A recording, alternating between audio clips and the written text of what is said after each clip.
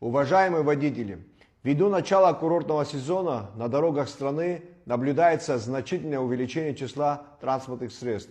УГАИ в очередной раз обращается к вам с призывом соблюдать правила дорожного движения.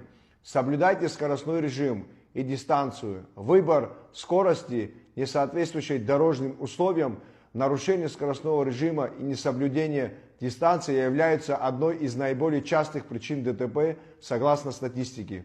Никогда не садитесь за руль в состоянии усталости, в плохом самочувствии. Помните, алкоголь и транспортное средство – вещи несовместимые. Управляйте транспортным средством внимательно и осторожно. Не отвлекайтесь за рулем. Не разговаривайте во время управления транспортным средством по телефону, так как это отвлекает внимание. Особо хочу подчеркнуть необходимость соблюдения правил парковки, в частности в столице, городе Сухум. Именно здесь мы наблюдаем наиболее оживленное движение и кратный рост числа автотранспортных средств. Несоблюдение правил парковки вызывает заторы на дорогах, масштабные пробки, которые приводят к коллапсу движения в столице.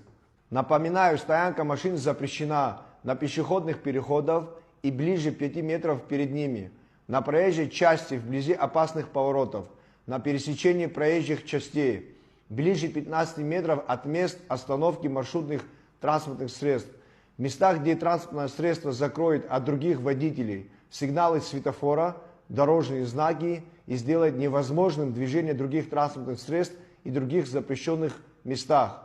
Помните, безопасность дорожного движения зависит от каждого из нас.